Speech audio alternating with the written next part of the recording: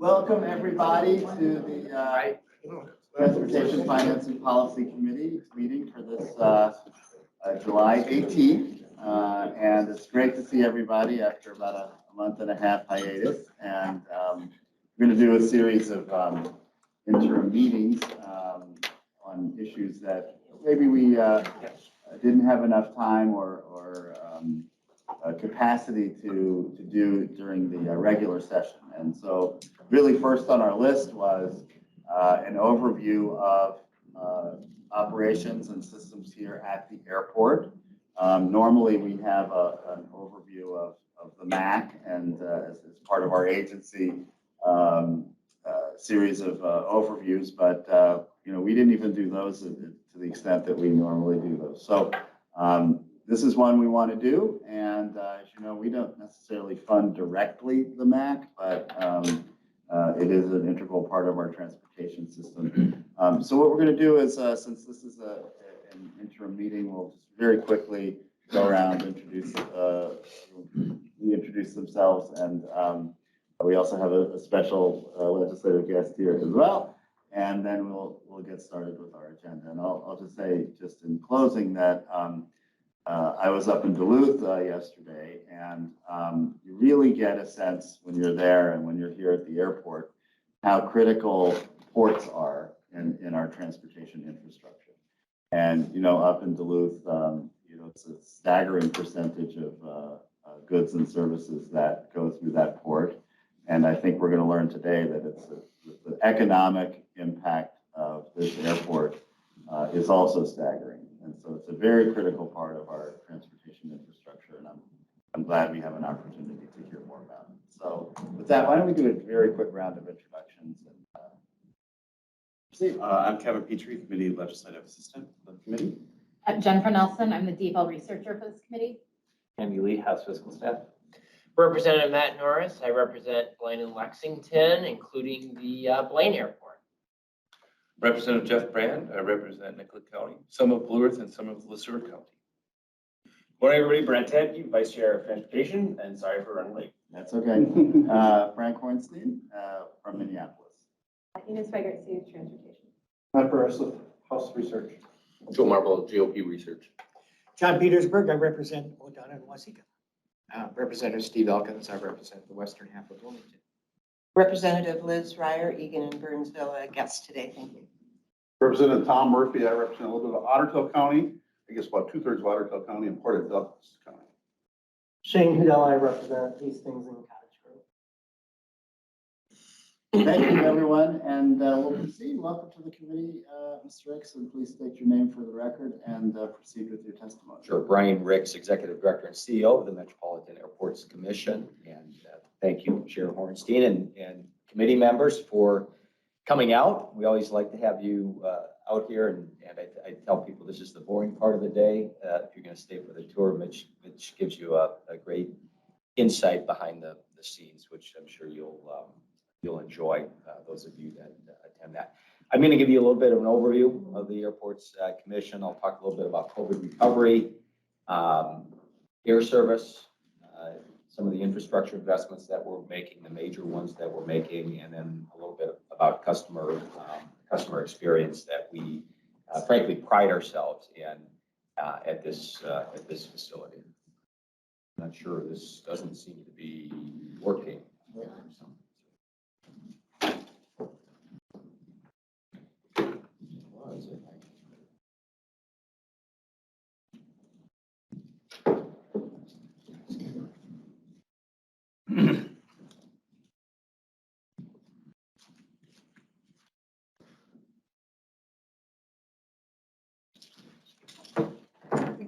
There we go. Why don't you can just go ahead and advance for me. Go ahead and advance to the next one. First of all, go ahead. Go ahead, Chris, you can advance to the next one. A little bit about the Airports Commission in Minneapolis. We are the 16th largest commercial airport in North America. As you know, we're Delta's second largest hub. We're a home base and a hub for Sun Country Airlines. We had just over 31 million passengers go through the facility in 2022. and about 652,000 system-wide operations. So very busy airport system with Minneapolis and the 6 reliever airports. To give you a little perspective, of that 652,000 operations, about 48% were at Minneapolis. The rest were spread through our reliever system. Flying Cloud and Anoka being our busiest 2 reliever airports. Next slide. This is our commission led by Chair Rick King. We have Commissioner Ginsburg here in the audience as well. I think you know the majority of them are appointed by the governor, with the exceptions of the mayors of Minneapolis and St. Paul. Each have an appointee. But this commission has been pretty stable over the last few years. I don't believe there were no new appointments from the governor, so they are really focused on the business of the airport. The commission was established back in 1943, and I always say, you think back to the governor and the legislature at that time and taking the initiative to really appoint a commission responsible for focusing on what is in the best interest of the business of the airport and creating an airport system that frankly works extremely well in this region. Next slide. At the end of last year, we went through a completely new enterprise strategic planning process. We got rid of our previous vision and mission, and we came up with a new purpose. And this is our purpose: to provide exceptional airport experiences so Minnesota thrives. And I think this purpose, along with our values and the goals that have been established, first of all, the timing was great, coming off the most catastrophic event that has impacted aviation in my lifetime. And also really looking for how we position this airport the best we can so that it impacts the entire state in a positive way. So this is our new purpose statement, along with values and goals. We're moving forward with really moving this facility to the next level. Go ahead, Chris. We operate similar to a city with one exception. We don't take in any tax revenue. The revenues that are generated here are based on user fees, but we have our own police, we have our own fire, we have dispatch, we have building inspection, and all the aspects to really make this facility operate at the highest level possible, 365 days a year, 24 hours a day. You can see we have 754 employees. That's what we hope to have soon. During COVID, we were in a phase where we really were not hiring as positions came available or came up. We only hired if they were absolutely mission critical. We were down by about 100 employees during COVID. It got to a point where your employees can only take that much stress for so long.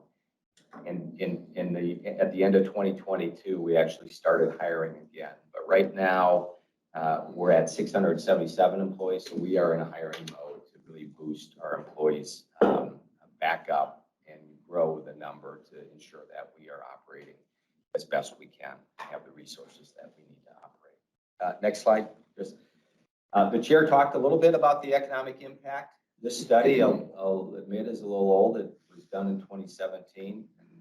2017 indicated that this airport has about a $16 billion overall economic impact on the region.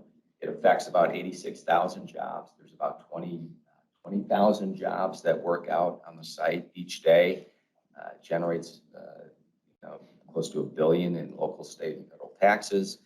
And there's about a $2.5 billion visitor impact coming through this facility.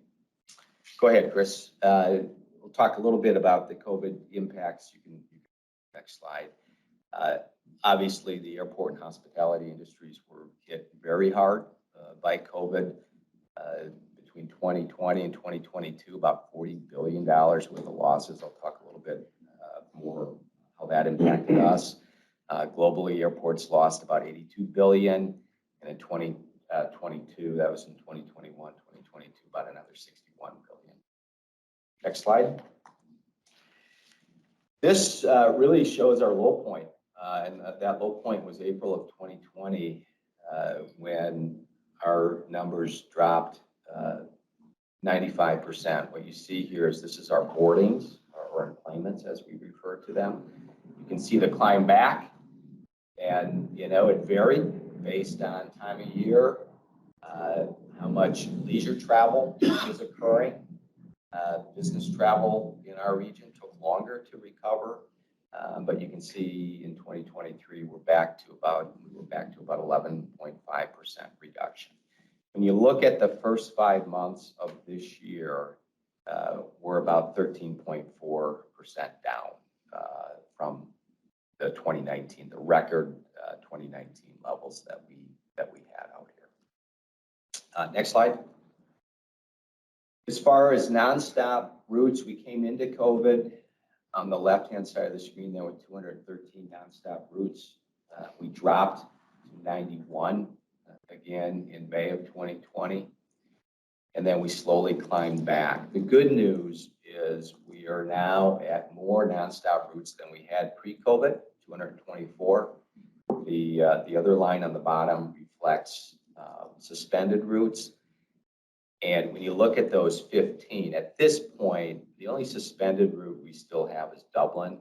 The other routes are really a result of airlines phasing out the smaller 50-seat aircraft and not serving some communities any longer. So whether we'll see those 15 routes come back is a big question mark right now. But the positive side, we've grown to beyond what we've seen. And just to give you a stat on those smaller jets that use those 50-seat regional jets, we used to have 206 regional jets operating every day, 206 departures every day. That number has been cut in half to about 100, just about 105 right now. So big impact when you look at those smaller aircraft. Next slide, Chris. So financially, when we look at our operating revenue, as I said, we generate revenue. It's based on user fees. If you operate at the airport or you do business at the airport, we collect revenue from you to support that operation or the operation of the facility and the investment in infrastructure. We saw during COVID, the left bars show that we had about $406 million in revenue and just below $250 million in expense prior to COVID. You can see what happened to our revenue numbers the year after. That dropped to about $250 million. So we lost about $150 million that first year. We were able to do whatever we could to reduce expenditures. I think we were able to pull about $23 million out of our expenditures. But the challenge with that, with a facility like this, is you still have to maintain the asset. And there's so much infrastructure out there, whether or not people are, some areas, terminal facilities, you can close and shutter off a little bit, but the airfield, you have to keep it open and you have to maintain the lights. You have to plow the snow. So it was difficult to reduce operating expenditures. You can see in 2021, we were able to gain about another 100 million in revenues as things slowly came back. And this year, we're actually going to exceed that revenue number. We're forecasting about $447 million in revenues here, just on the other side, just over 250 million in expenditures. So big changes and big impacts to our operating budget. This gives you a little sense of parking. Again, I like to show this. It's a busy slide, but I like to show it because it really gives you the sense of the impact. We typically generate about $300,000 a day in parking. It's just an average, up to $10 million a month. And when you look at April of 2020, we generated $278,000 that entire month. So that tells you the impact and how important the user fees and revenues coming from people using the facility are. Good news is we've climbed back and we're getting very close to the 2019 levels. Next slide, Chris. This gives you a little sense of our capital improvement program investment. And again, I mentioned 300 million we lost in revenues during those 2 years, two to 3 years during COVID. Another $300 million was deferred in capital investment in 2020 and 2021. We went into 2020 expecting to expend about $400 million in projects.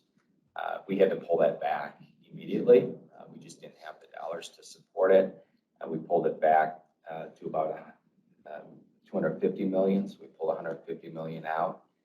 In 2021, we pulled another 150 million out. So we're in a mode now where we're trying to catch up. And that will be one of our biggest challenges as we move forward. You can see we are looking at over $1 billion in infrastructure investment in 2024. And when you look at the next 3 years, it's approaching $2 billion in infrastructure investment. So a lot of projects, a lot going on. Part of that is we issue bonds to support that. One of the concerns that we do have is there going to be enough workforce out in the construction industry to support that investment? When you look at everything else that's going on in the state with MnDOT, we actually had a runway construction project that we bid out earlier this year. We had no bids on it, which was the first time in history that has ever occurred. And so that is concerning to us. Next slide, Chris. I'll move into air service a little bit and talk a little bit about where things are globally. First of all, traffic rebounded in 2023 to about 89% of 2019. North America, that number is up to about 98% when you look at domestic traffic. As we all know, the leisure travel came back and is exceeding levels back in 2019. So that is moving forward pretty well. As I said, our first 5 months, we're down about 13.4%. Most of that is the result of Delta Airlines still is not at pre-COVID capacity. They still are about 10% down system-wide. If you recall, last year in June, July, the airlines were having a lot of issues. And a lot of those issues were relative to staffing shortages, not enough crews, not enough flight attendants, not enough gate staff. And the CEO of Delta, Ed Bastian, came out and said, we are not performing at a level that we should be performing at. As a result, we're going to pull the operation back. They've slowly moved that up, but there's still about a 10% reduction in capacity. And as one of Delta's hubs, that's what we're seeing and feeling. Next slide. The good news is we've seen 26 new routes, primarily by Sun Country and Delta Airlines in 2023. The nice announcement domestically is they've added now a nonstop flight to Maui in addition to the Honolulu flight. That will commence on December 16th and run through March of next year. Sun Country also, as you've probably seen and heard, is doing a tremendous amount of growth. Jude Bricker, the new CEO of Sun Country, has transitioned that airline from a low-cost carrier to an ultra-low-cost carrier. But the model is working, and it works well for this region. Originally, their focus when Jude took over was going to grow outside of Minneapolis. That focus turned back to Minneapolis shortly, about 6 months later, when they realized how well of a performing market the Twin Cities is. So we'll continue to see growth from Sun Country moving forward. Next slide. A little bit about international, and the good news on international is we have recovered all of our international service with one exception, as I mentioned before, and that's Dublin. We're working hard on getting Dublin back. I'm hopeful we'll see that service back hopefully in 2024. But the Asia Pacific service to Incheon and Haneda came back, which was excellent news. The European traffic came back sooner. We've added some Canadian service to on Air Canada, and now WestJet has started service to Edmonton and Saskatoon, which are two pretty good business markets for the Twin Cities region. Iceland Air has come back. Iceland Air celebrated their 25th anniversary in Minneapolis not too long ago. Condor to Frankfurt, KLM. Sun Country has expanded internationally as well to some of those southern destinations. So pretty good results on the international front. Talk a little bit about reliever airports. I think I just have a couple of slides to give you a trend here. Reliever airports actually performed pretty well during COVID, with the exception of St. Paul Downtown Airport. St. Paul Downtown Airport has a lot of corporate companies with corporate traffic. That one was a little slower to recover, but again, system-wide, we're doing well at our reliever airports. There's a lot of people that are flying. There's a lot of corporate activity that has come back. There's a lot of flight training. Next slide, Chris. This gives you a little sense of some of the things that have happened at the reliever airports. We opened a new runway at Lake Elmo Airport. That runway was realigned and extended slightly to improve the safety of that operation. We're in the midst of over 700 lease renewals through the facility. We've added 20 new hangars across the system. There's a new FBO up in Blaine that is performing well. And I guess this last budget, or this last bullet, says flood wall mobilization. We did put the flood wall up at St. Paul, first time since 2019. We didn't have to build that wall quite as high as its capability is, so that was good news. But that flood wall really helps eliminate the disruption for those businesses and that traffic coming into St. Paul. I'll move into infrastructure investments a little bit now. I want to start by talking a little bit about Terminal 1. And I show this slide because what I should do is show a slide of the terminal back when it was built in the 60s out in the middle of a field with ground parking and nothing else around it. But I think what's been phenomenal at this airport is how these facilities have been able to transform to keep up with the changing of the times and the increased demand that has happened over the last 50 or 60 years. What we started doing back in 2016 was a program we called Operational Enhancements or Improvements, our OI program. And what that did is it added 15 feet to the front of this terminal facility. We pushed it out. We had a little space between the sidewalk and the roadway. And we completely redeveloped our ticketing area, our baggage claim area, and all of our vertical circulation at the facility. And you can go to the next slide. It's been about a $450 million project. It's been phased over 7 years now. About 7 years. And again, it has completely transformed the facility. We have that extra space was vital during COVID when we had social distancing. We've raised the ceiling on the baggage claim area, the area you see on the right, which really helped improve just the environment down there. Added all LED lighting throughout the facility. That glass you see up on the left, if you look closely the next time you're in the facility, what you'll see is etchings of Minnesota lakes, all the contours of the Minnesota lakes. The southern state lakes are on the south end of the facility. The central Minnesota lakes are in the center. And on the north end are the northern Minnesota lakes. We feel that really brings a sense of place into this airport. So take a look at that. We're very proud of the work that has been accomplished. It will be complete here in the next year and a half. So we're looking forward to that project being done. And because you have to phase it, the amount of traffic coming through, you have to phase it in multiple phases. We were able to speed up some things during COVID, but a great project that I think we can all be proud of. Next slide. Another area that we've been working on is Concourse G, the Concourse G expansion and a new Delta Sky Club. Those areas have now opened. The Sky Club opened about 3 months ago. But what we're doing on Concourse G has a lot of larger Delta aircraft on it.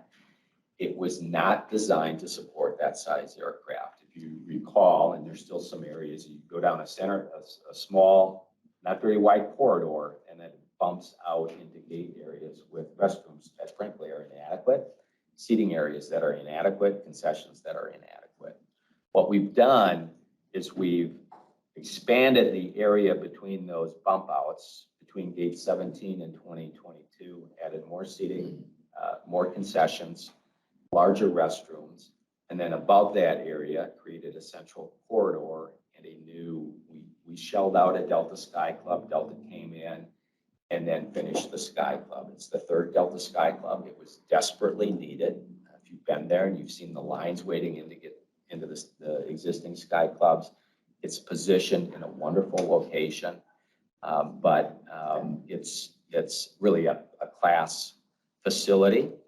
That Sky Club is a no waste facility as well. So there's no waste generated from that facility. Everything was done in a sustainable fashion, and it's a fantastic signature Sky Club. Next slide. This gives you a little sense of what it looks like going down the concourse and the new finishes, the terrazzo, the art, the culture, some of the concessions on the left. Picture on the right kind of shows or depicts what I was explaining is that's the old concourse. As you go down, you can see the bump out in that picture there. So we are pushing the concourse to the south and adding all of that additional space in there, and it's transforming the environment. The other thing that we're going to be doing is investing about $230 million in all of the other concourses over the next 3 to 5 years to make them look similar to what you're seeing here. So we've done the front of the house. When you do the front of the house, it makes the other stuff not look quite as good. And so these investments will really make the experience consistent from curb to gate. Next slide. This is another big project that we have going on. It's building a new aircraft rescue and firefighting station to replace the firefighting station that was built in the 1960s. We have 2 stations on the airport. This will replace the older one. And then what we'll be doing in the coming years is combining all of our emergency operations and our safety and security elements into one facility. Right now, they are scattered all over the place. We need this to help support major incidents that can occur at this facility. It's a big project. It's in excess of $100 million. The fire station is about a $43 million project. We're gaining some pretty good federal grant dollars for the fire station. And again, it is a facility that is well needed throughout the facility. Next slide. We're also looking at adding a couple of gates to Terminal 2, and that's just the first phase. We desperately need gates at Terminal 2 to support the growth that Sun Country is experiencing. And these 2 gates will begin to be constructed next year. They're on the right. They're kind of in the middle of the slide there. You can see the 2 additional gates that expand the building out a little bit further. So that's a very important project as well. Next slide. And then we are also just in a public comment period for our MSP long-term comprehensive plan that really takes us out to 2040. This is a long list of projects that we've identified in that comprehensive plan. I'll talk about a few here. You see number 7 is expanding those 2 gates on the north there where those 2 aircraft are. The ultimate plan is to then go south. You see number 1. Those are gates that wrap around to the south and east to support. I think that adds another 11 gates down to the south. And then eventually, if we need it, we'll go wrap back to the north and east where the current FBO, Signature Aviation, is located. In order to do that, we'll relocate Signature Aviation to the north side of the field where number 6 is. But that is the plan for Terminal 2. As far as Terminal 1 goes, our plan is to straighten out concourses E and F. Right now, they kind of go out at a funny angle. And what that does is it limits the ability of aircraft to taxi, parallel taxi between that concourse, and it makes it not as efficient as it needs to be. So we'll straighten those concourses out. There's the ability to add additional gates on the east side of Concourse G as well, where number 10 is. We're looking at some additional parking locations for aircraft that remain overnight here on the field. Sun Country has a big need in that regard. We're looking at a taxiway, number 12 at the top, that can get around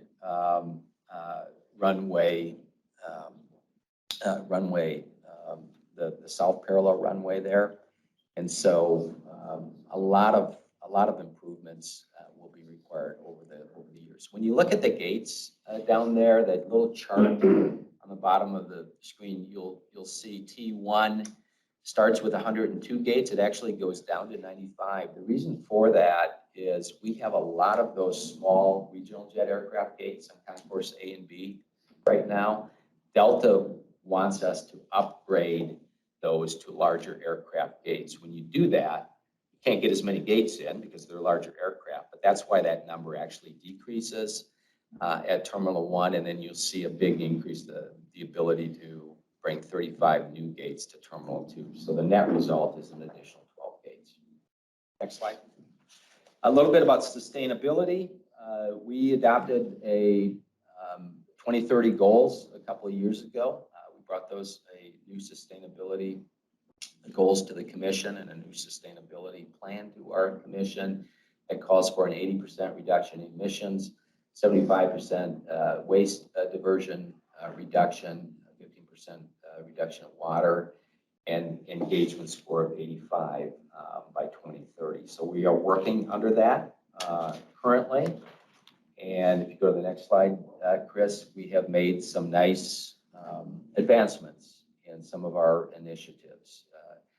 Diversion is a big deal for us. We are partnering with Loaves and Fishes, and in 2022, we covered 27 tons of food for donations to those that need meals. And what happens, you have food at the airport prepared every day that doesn't get used, and it goes to support this program. In 2022, our solar panels up on Terminal 1 and Terminal 2 generated enough electricity to power 550 homes for 1 year.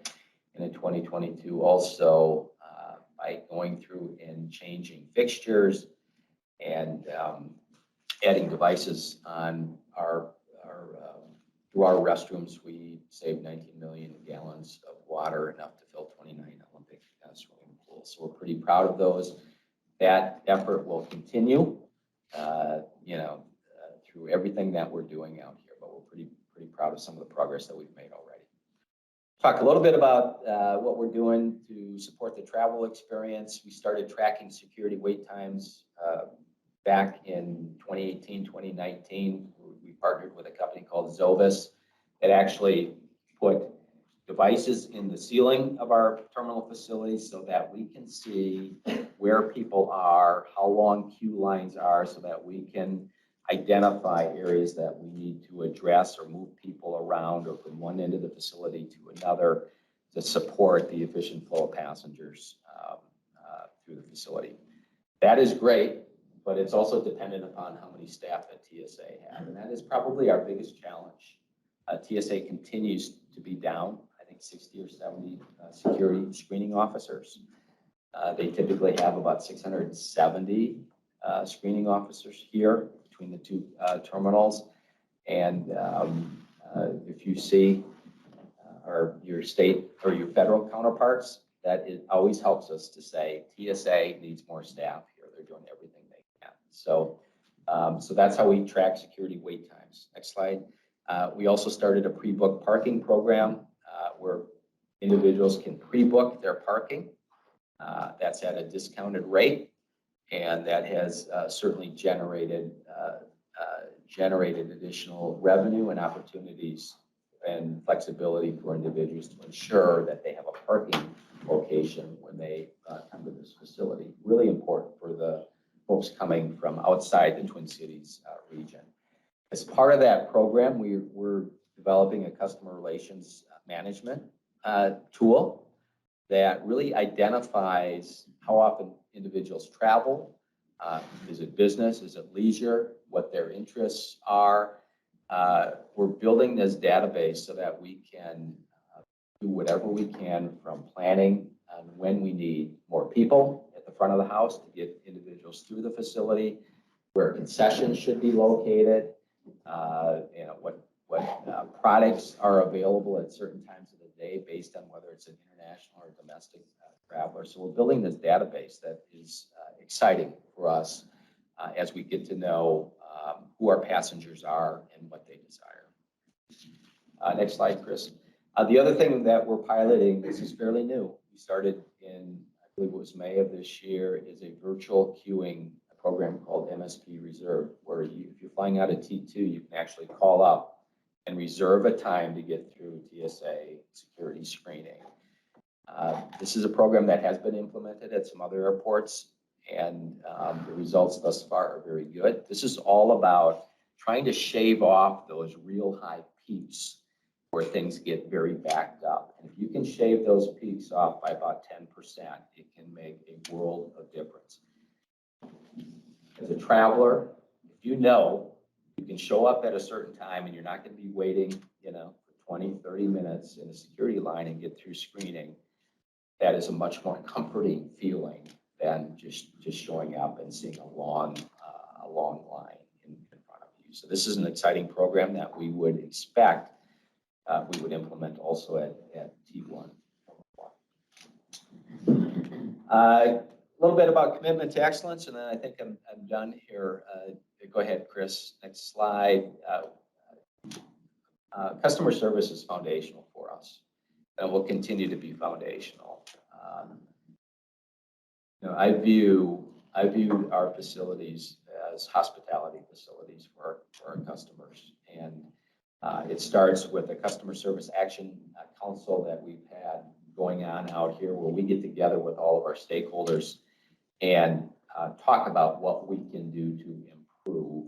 If we receive complaints, we send those to the stakeholder and we hold them accountable to address those complaints, whether it's us or whether it's one of our business partners. So this is a very important. We focused a lot on accessibility, and the accessibility started with starting a committee called our Travelers with Disabilities Advisory Committee, where they bring ideas and information to us that we can implement into our capital improvement programs. It's results oriented. We partnered with Delta to get this mock aircraft to help people that have concerns about flying, to run them through what processes they will go through. We also have a program called Navigating MSP that started with helping children, autistic children, come out to the airport and experience what they're going to go through. And it has been just a wonderful, wonderful program. We've adopted IRA, which allows those that have sight issues to put on some glasses and talk to someone live that helps them navigate through the facility. We have a program called Sunflower Lanyard, that if a person wants to wear a lanyard, it identifies that they may have special needs as they're going through our facilities. Hearing loops were established here many years ago as well. So a lot of focus on accessibility. Next slide. In fact, we received a brand new accreditation this year. It's the highest accreditation available through Airports Council International on our sustainability efforts. I was asked to come testify to the House Aviation Committee in DC late last year on those efforts that we are making. So we're very proud of them. Next slide. Little brag. Well, I don't brag, but these are some great awards that are really focused on the employees that we have at our facilities, our concessions employees, our workers do great work. We were honored with J.D. Power's highest ranking for mega airports last year, and also received Best Airport North America Award for 25 to 40 million passengers from Airports Council International, the sixth time we've won it in the last 7 years. That is it for today. Thank I'm you. happy to respond to any questions that you may have. Thank you for an on-time arrival. We exactly how much we allocated. And we didn't pad the schedule. So we've set aside about a half hour or so for member Q&A here. We can go a little bit longer. Members have a lot of questions. So right, we'll start with Representative Petersburg. Thank you, Mr. Chair, and thank you, Mr. Rakes, for that presentation. Earlier on, when you talked about finances, I just had a quick question. It looked like the slide in regards to revenue versus expenses. For a lot of those, the distance between those two were quite large. Am I correct in understanding that the expenses you're talking about was just operational expenses, and that the difference is really what's available for infrastructure and expansion programs that you need to maintain? Is that kind of the correct analysis there? Chair and Representative Petersburg, yes, that is correct. What I didn't tell you when you look at that slide, so that's a good observation, is that we have a debt service payment through bonds that we issue to support infrastructure that is about $115 million annually. So when you look at that brings that down, gap down quite a bit. And that was our challenge during COVID, especially. And we did get some federal relief, thanks to the good work that Mitch did out in DC, along with our trade organizations. I think we received about $295 million in federal relief during that time. 64 million of that went to support was passed through to our airlines and concessionaires. So, but when you look at that $115 million annual debt service payment, that's primarily what we use that relief is to ensure that we could survive through that time. But that's you're right, that's the difference. Representative Petersburg, do you have a follow-up? No, I thought that was the case, but I want to clarify it. For a lot of us, we would assume that the cost of everything would be included in the expenses. And I wanted to make that distinction that I think it was just operating expenses that you're referring to and not overall expenses of the airports. Exactly. And next up, we have Representative Elkins, an aviation professional as well, in the previous life. Representative Elkins. Yeah, thank you, Mr. Chair. So a redevelopment or development in the South Loop area in Bloomington is proceeding pretty rapidly right now, to the point where I know the city council is considering not renewing the conditional use permits for Park and Fly and Park and Go. You think the airport has enough available parking capacity to absorb those losses when that happens? Chair Hornstein and Representative Elkins, we do. We believe, I think the percentage of those parkers, we think that there's other parking programs, as you probably know, out there with hotels and with the TNC options and all of that. We don't believe we will receive all of that, but we've looked at that very closely and we feel confident that we can. The Silver Ramp, the new addition of the Silver Ramp, which added a whole new ground transportation facility to support some of the larger buses and the limos and all of that. Also added about 3,400 parking locations. So we feel pretty comfortable that we can support it on a daily basis. When we get into peak times, that probably will be a little bit more challenging as we move forward, but we do have capacity at Terminal 2 as well, so that's always an option. Hello. Okay. Representative Della. Thank you, Mr. Chair. Do you think the lag in business travel still is tied to COVID and just more people still working from home and teams and more use of digital media instead of flying somewhere to meet? Chair That's right. Hohenstein, and Representative Nicola. I do. I think that's as we were going through COVID, I think that was the big question. What will be the long-term impact of COVID and virtual meetings on travel long-term? And so I think that's still at play. What we did see here in the Twin Cities when we would go down and visit with Delta at their headquarters and talk about demand, they saw this region was responding slower than other regions. Obviously, destination markets, because of the leisure traffic, came back very, very quickly, but our business markets seemed to come back much slower than other areas of the country. So that will be an impact. I think that the big question is how much of an impact? Will it be 5% of what travel used to be? Will it be somewhere between 5 and 10%? But it'll be interesting to see that. You know, what we've seen thus far is the leisure traffic kind of offsetting that. And what we, I think, learned through COVID is that people have a desire to travel. They're always going to have a desire to travel and have a desire for that personal interaction, whether it's leisure or business. I can guarantee you that if your competitor in business is going out and visiting with a client, you're probably going to do the same thing. But there's a percentage that has been taken away through the improvements that have been made in virtual meeting spaces. Thank you, Representative Gutella. Representative Taft, your Vice Chair Taft.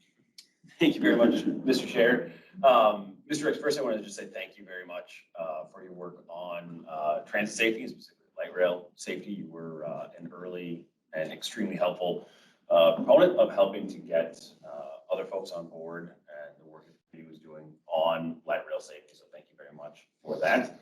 I wish, and your work committed to that continuing. The MAC has been significantly more impactful and helpful than many other entities. So we'll get into that at a later transportation hearing committee. That's But interesting. I just appreciate your work there. And then secondly, just want to see what your observations are currently as to there's been overwhelming reporting from everybody and myself from riding transportation that things feel like they're getting better and ridership is increasing, and just seeing what observations you're seeing here, whether that's consistent or not consistent with what's happening. That's right.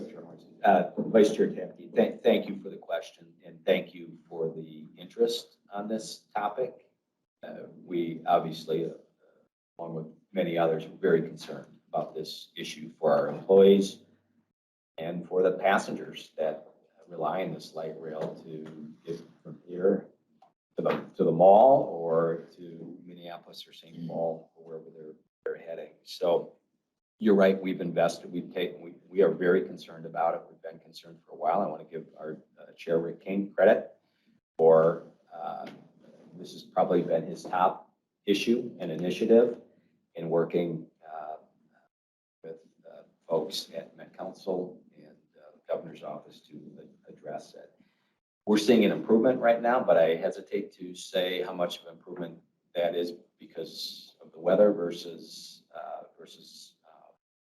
what's really going on. I personally took it a couple of months ago, and between Terminal 1 and Terminal 2, and the helpline probably saw about a dozen individuals that probably shouldn't have been on it.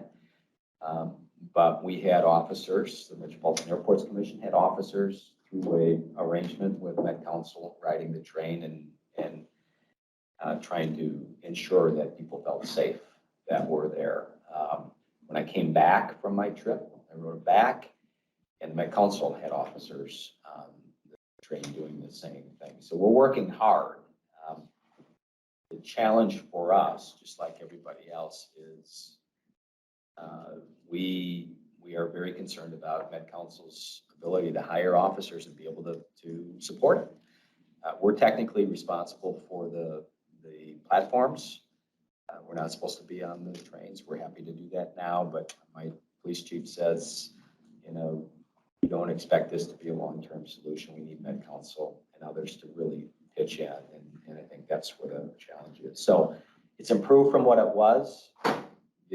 But what my police chief told me just last week was he thinks people are getting off before they get here because of the officer presence that we have. So it may be pushing the issue. Well, some of it's related to the time of year as well, the improvements that we're seeing now. But I think there's a follow-up meeting we've asked for in the coming month to really start thinking about as we move into the colder weather season and to try to stay ahead of it as much as we can. Thank you. Thank you for this. Thank you, Vice Chair Tempe. Representative Murphy. Thank you, Mr. Chair. Thank you, Mr. Rich, for the presentation. I thought it was great. I just want to let you know that your #1 ranking doesn't go unnoticed. My kids brought it up to me one time and said, you know, this is the #1 rated airport in the U.S. And as we drove in, it was like, geez, this is really nice and simple. And I just flew this last week, and there's a lot of stuff going on just to keep everything organized during all that is pretty impressive. So hats off for that. My question is about TSA and PreCheck. Maybe it's more of a TSA question, but what percentage of travelers use those tools? Sure. Chair Martin, Representative Murphy. I don't know the answer to that, but I'll get it.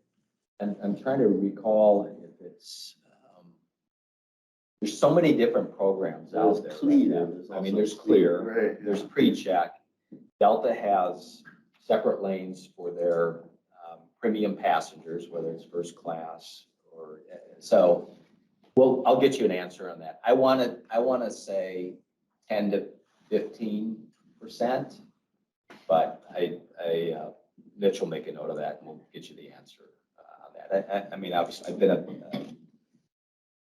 part of PreCheck for a long time. I don't have Clear, but typically it works. It's very rare if you PreCheck that you have a long line. Now, I did witness one when I came to the facility a couple of weeks ago, but it's become more and more popular. So I think I encourage everyone between PreCheck, global entry, if you do a lot of international travel, it's the way to go. Sorry, I couldn't answer your question. Thank you, Mr. Chair. Just follow up. You know, I have PreCheck, and every time I go there, I think, God, I just can't believe more people aren't doing this. You know, and I'm not sure what all goes into it on your side, but it certainly is a benefit for moving people through a more streamlined, and that's really appreciated. So, thank you.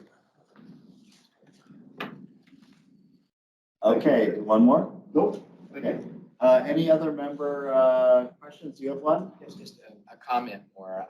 I'm enrolled in global entry, which gives me access to PreCheck as well. And I just got back from an international trip and cleared customs here in Minneapolis with global entry, and it was incredibly smooth experience. I was through like no line at all. So it's working out really well here. Good. It's great to hear. Great. I have a couple, but I want to make sure that the all the members who had questions have already asked them. Any other questions? Okay, well, I have a couple. So first, #1, thank you for the presentation and your hospitality today. Very much appreciated. On the sustainability question, I know there's several of us around the table that you know, have constituents and communities that are impacted by noise. We have Egan at the table, we have Bloomington, Minneapolis, and I don't know if there's issues with Lane Airport or not. But, Occasionally, some of the private jets flying over yeah. here. So what's the latest? I know there's a NOC committee that you have. There's been, of course, a lot of work over many, many years in Minneapolis. We had the whole public engagement with the RNAV program a number of years ago. You know, when I see the long-term plan that you put forward, and I see expansion, more gates, et cetera. So that's more planes, more noise.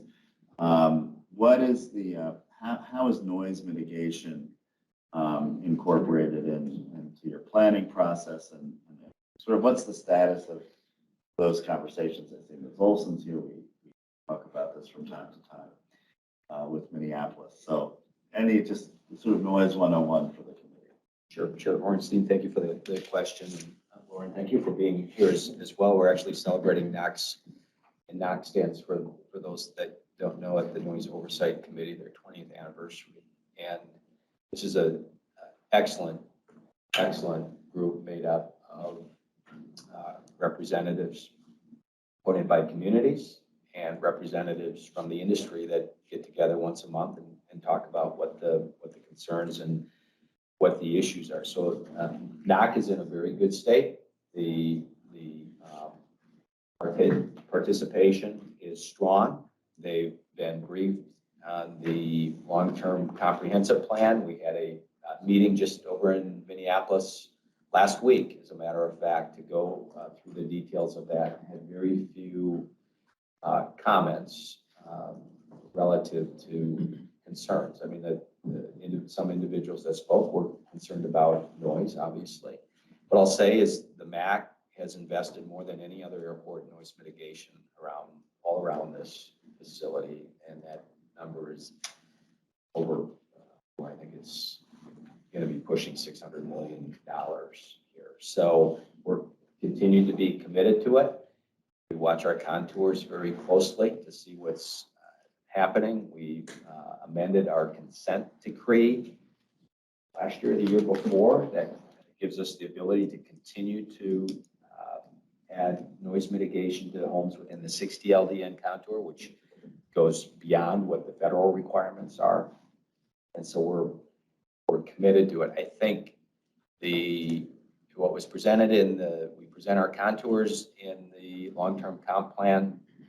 And I think the good news with the contours and the aircraft operations that make up those contours is we've seen this trend of larger aircraft and less operations since COVID, and we expect that trend to continue.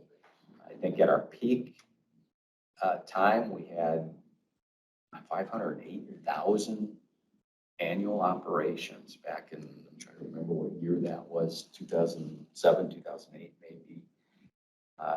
We're down to about 400,000 operations. So the forecasts, because of the growth and the size of the aircraft, really don't show a dramatic increase in the number of operations. The other thing that's happening is airlines are continuing to purchase aircraft that are less noisy. And I don't say quiet aircraft, I say less noisy aircraft. And that's has continued to bring the contours in somewhat. What will drive our contours is nighttime operations, because they're penalized 10 times more. So that's always a concern, but I think NOC is on top of that. We're committed to continuing our engagement process through the noise community, and I think it's in a good place. I really do. Far cry from those meetings when I first was at the MAC in the mid-'80s that had a lot of screaming and yelling going on. There were some raucous meetings. Yes, there was. Good. So that seemed to have prompted a couple of questions, Representative Elkins and then Representative Petersburg. Are the current noise contours published on the website anywhere people can see them? Sure, Ornstein, Representative Elkins. They are. They're on our noise oversight website. So I know Naomi Pesky, who leads our strategy and stakeholder engagement division, is here. She can point you to those if you need to. Okay. Representative Mr. Chair, what is the current status of the RNAV programs? Is it still pretty much on hold, or is it being used in part? The RNAV program has not moved forward since. Maybe, Mr. Rice, maybe you could just let the committee know what that stands for. I referred to it too and should have explained it. So, yeah. Our RNAV is a program where FAA assigns headings on departure that can push aircraft in a specific location or can specific headings that can concentrate aircraft in specific areas that could have a much larger impact on specific areas of the community. So that program, which FAA tried to roll out here a number of years ago, didn't go anywhere. I will tell you this: FAA is looking at decommissioning the FAA or the VOR, which is a navigational device which allows them to determine headings off of the runways. As part of that decommissioning, they are looking at different ways, and frankly, using some RNAV capability to assign aircraft headings. What we've told them and what NAC has told them is before that were to occur, we want to see what the impact was. And again, it's different from what they were proposing a number of years ago. It's just decommissioning the VOR.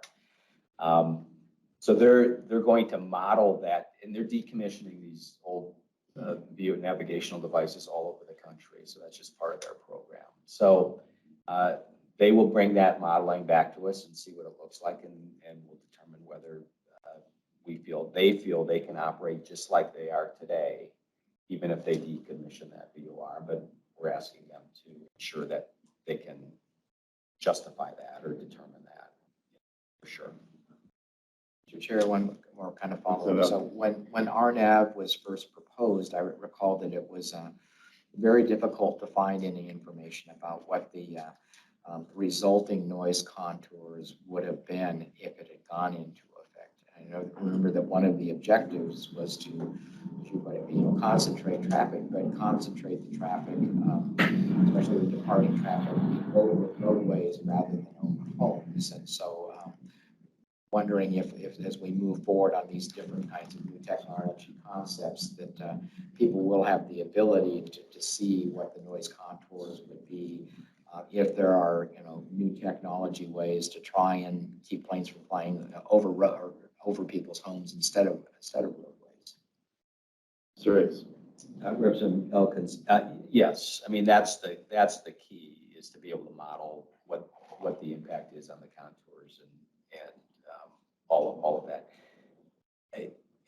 It's the challenge with identifying a roadway and trying to move everyone on that is they really rely on dispersion in order to support the capacity that is operating here. With that, if they were just to focus on a single stream out over a roadway, it would result in, one, people along that roadway being pretty impacted, right? And secondly, probably some pretty significant delay trying to get aircraft off the ground here. Thank you. thank you. Representative Petersburg. Thank you. And I think it's kind of answering some of the questions already, but years ago, I was in some committee hearings in which there was discussion over the system about not the FAA determining not only direction of departures, but also rate of climb. And that had been implemented somewhat. And there was a lot of concern because that changed where some of that sound is. Are you saying that system has been turned back, or is that system still in place? And is there any issues with that anymore at this time, or is everybody kind of settled down to understanding what was going on? Sure. Representative Petersburg, are you so let me just say this, that the way aircraft operate here has not been changed, or is as far as I mean, pilots flying aircraft want to get up as quickly as possible, and that there's a lot of factors that are involved in that, whether it's the type of aircraft they're flying, the wind, weather conditions. If there's a stronger wind, the aircraft can get up quicker. But that is in their interest, to get up as quickly as possible. And then also Delta and Sun Country and the airlines typically have procedures where they'll pull back the power a little bit to save fuel and save on the noise impact. So those procedures continue to go on, along with all of our other noise abatement procedures. that have been instituted here over the years. In fact, there was just another procedure based on some concerns that we had from Egan, the Egan area that was implemented over the past couple of years. Thank you. Thank you. The other member questions? I got still one or two left here. Members? Okay, good. Well, thank you for the update on some noise issues. I wanted to get a little bit more into the sustainability question. My understanding and what I've checked is these statistics kind of move around a little bit. Presently, aviation accounts for 2% of total greenhouse gas emissions. And I appreciated the goals that you've set for 2030. And I think like that you compared yourself to a local government entity, which I think is accurate in many ways. And so a lot of local government, state government, we all have done these resolutions with these goals in mind. And I think that as the climate emergency worsens year by year, I think implementation of those goals are essential. It's good to have that resolution, to have that framework out there. But what are some steps you're taking to make sure that those goals are implemented? 75 waste diversion, % waste diversion, and some of the others that I saw. We referenced that in the legislation this year. Your goals and something we will be pursuing during the regular session is an update on progress and some ideas to really enhance your waste management issues in terms of plastics reduction, et cetera, are some ideas that we have in the bill that have been put forward. But not to just we'll delve into this, I think, in February a little bit more. But what are some of the ways you're looking at implementing greenhouse gas emissions 2030 goals? Chair Hornstein, thank you for the question. So I think the first step was defining a program and going to the commission and adopting that program. When I came here 7 years ago, we frankly didn't have a program at all. And I think through our strategic planning efforts, we've really focused on this. And we would build buildings and not really think about LEED certification because of the cost, right? Cost was everything. We've completely changed that mentality where we're thinking about sustainability on anything that we're currently doing. So I think I showed a slide a little bit about some of the diversion and the water savings and all of that. We're partnering with our airline partners on installing EV infrastructure to support their operation. We're looking at what we can do from an EV standpoint for our entire fleet. Now, some of the challenges with snow removal and aircraft rescue and firefighting equipment is they need to respond very quickly and rapidly, and some of that equipment doesn't perform quite as well in colder climates. So we are looking and watching those elements very carefully. We've enhanced our comfort settings. We've taken a whole new approach to comfort settings across the board. I talked about the water diversion, the waste diversion with paper towels and all of that. We are part of Airport Council International's Airport Carbon Accreditation Program, where we've achieved an accreditation 3 level that is really, again, focused on what we can do as an airport. The reality, as you know, is the airlines account for much more the greenhouse gas emissions than the airport does. So we're working with Delta on doing all we can, and I don't want to speak on behalf of Delta, but as you know, sustainable aviation fuel is a pretty big priority for them, and the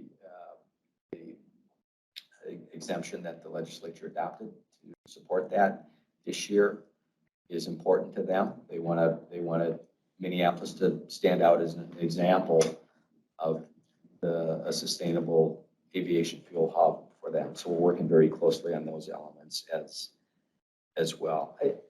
I will, so. Okay, thank you. Okay. Well, we're at time, members.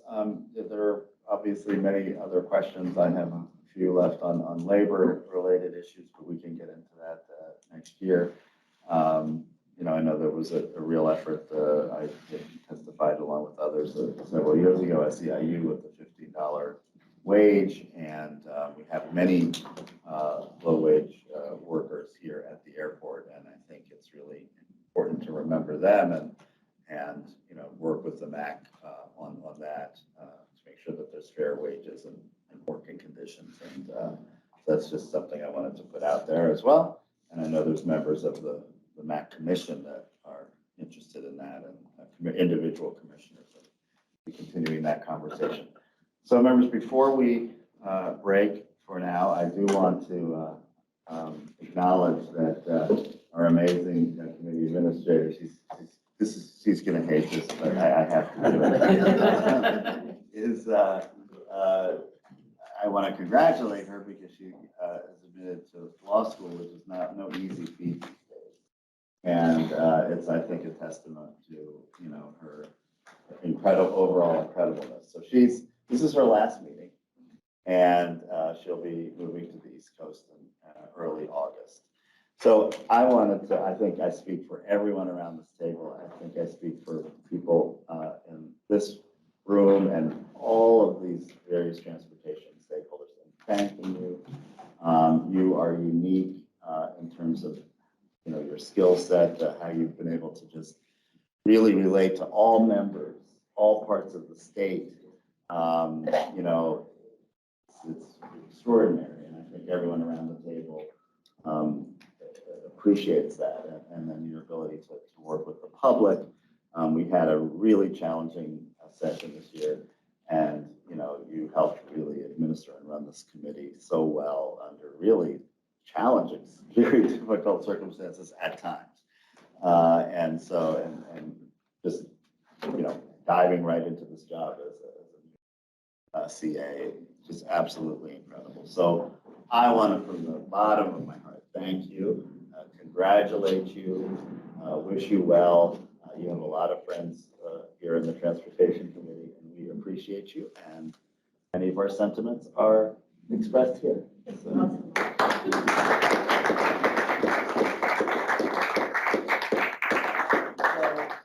With that, members, we're likely going to have, I think some of us are going to be on the tour. We also are going to have a couple more interim hearings. I'm working with several members on some topics on those, and those will be in fall. And if others have ideas that they would like to have us meet, in the interim, I'm open to that. Not too many, but I could see several more of these, and really getting out of the state capital as well. Greater Minnesota folks have some ideas on topics. Please let Enid know before early August. She's working away until then, and let me know. Let Vice Chair Chapman know, and we'll see what we can do. And I think things will start to ramp up again, as they usually do late in the year and in January, and of course we'll be meeting in February. So lots to do here, and thank you to the MAC staff. Thank you for hosting us, and this part of the meeting is adjourned. Chairman, could I break formality for a second? We just wanted to flip up one slide for the tour, just to give you a little introduction to the folks that are going to do it. And if you don't mind me breaking formality, I don't have a pointer, so I wanted to. No, we're all kind of, I think we did pretty well without a mic. For those that are legislators and staff that are staying for a tour, once we get on the airfield, it can be a little bit confusing out there. So I thought I should lay some groundwork for you so you kind of have a feel for where we're heading.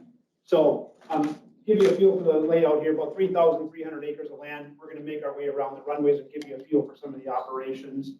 Just really, it's a airport days overview of the airfield. For those of you that aren't familiar with it, there's 4 different runways. two parallel runways that take up the majority of the traffic most of the time. I kind of call it like a double barrel shotgun because you get the maximum capacity out of these two runways.